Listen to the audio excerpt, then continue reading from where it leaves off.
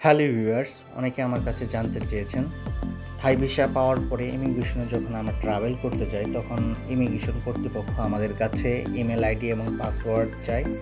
অনেকে আবার জানতে চেয়েছেন এখন থাই ভিসার ইস্যুটা কেমন।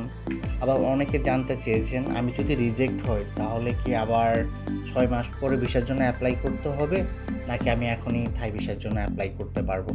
আজকের ভিডিওতে আমি সব কিছু একদম ক্লিয়ার করে দেবো।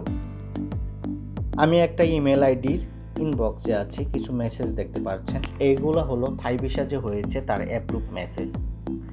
এখন ইমিগ্রেশন কর্তৃপক্ষ কেন ইমেল আইডি এবং ইমেল আইডির পাসওয়ার্ড তারা চায়? যে ইমেল আইডি দিয়ে আপনার থাই ভিসার পোর্টাল ক্রিয়েট করা হবে সেই ইমেল আইডির পাসওয়ার্ড এবং ইমেল আইডি আপনাকে জানতে হবে। আপনার যে অ্যাপ্রুভ হয়েছে এর মেসেজটা আপনার যে ইমেল আইডি দিয়ে আপনার পোর্টাল ক্রিয়েট করা হয়েছে সেই ইমেল আইডিতে চলে যায়।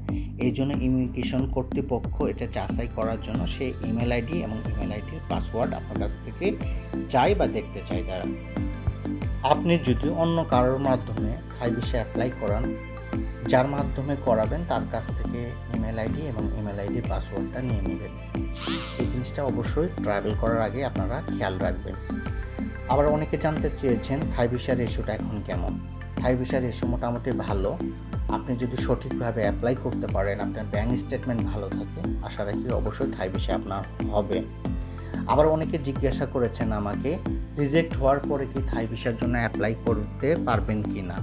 আপনি চাইলে যেদিন রিজেক্ট হবে তার পরের দিনে থাই ভিসার জন্য অ্যাপ্লাই করতে পারবেন। এর জন্য আপনাকে 6 মাস 7 মাস ওয়েট করতে হবে না।